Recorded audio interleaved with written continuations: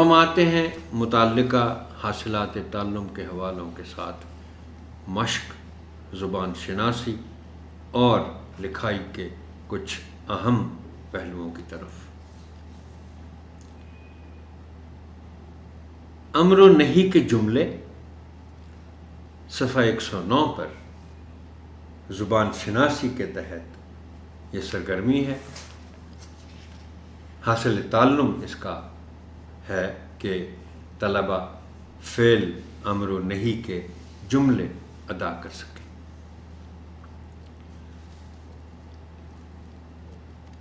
امر و نہی کے جملے جیسے کتاب میں بڑی سادہ سے جملوں کی مثالیں دی ہوئی ہیں، ان مثالوں پر ہم بعد میں آتے ہیں، مگر آپ سب سے پہلے بچوں کو امر اور نہی کے معنی بتائیں گے، اور جیسے یہ آپ اسکرین پر دیکھ رہے ہیں کہ لکھا ہوا ہے کہ علاوہ ازیں انہیں لفظ امر کا درست تلفظ بھی بتائیں۔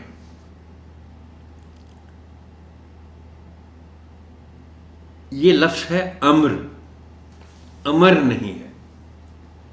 امر کے اور معنی ہے۔ امر کا مطلب ہے حکم،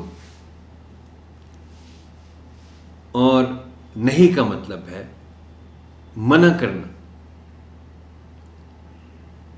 امر ہے یہ لفظ، یعنی میم پر جزم ہے۔ اگر آپ میم پر زبر دے دیں تو یہ لفظ بن جائے گا امر، اور امر کے معنی ہے ہمیشہ رہنے والا۔ امر ہمیشہ رہنے والا۔ تو جملوں کو امر و نہی میں تبدیل کرنا دوسری جماعت کے بچوں کے لیے قدرے مشکل ہے۔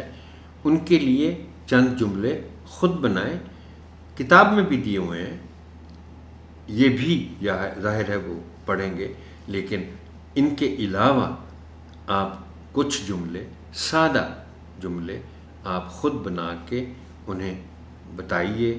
آپ تختہ تحریر پر 2 کالم بنا کر ایک طرف آپ امر کے جملے لکھیں، دوسری طرف آپ نہیں کے جملے لکھیں، اور اس کے بعد ان سے پھر مشق کروائیں۔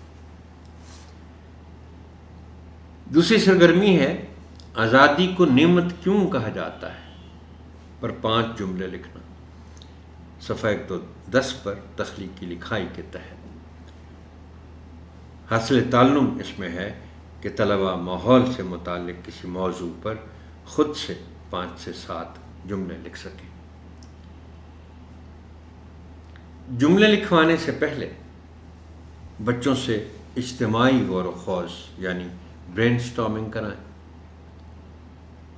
لیکن اس برین سٹارمنگ میں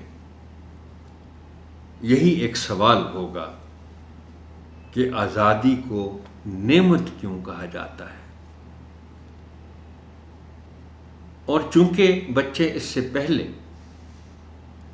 حمد کے ذریعے یا کسی اور ابواب کے ذریعے، اسباق کے ذریعے اللہ کی نعمتوں کا ذکر پڑھ چکے ہیں، اس لیے انہیں نعمت کے معنی بتائیں، اور پھر پہلے انہیں تفصیل سے خود بتائیں کہ آزادی نعمت کیوں ہے،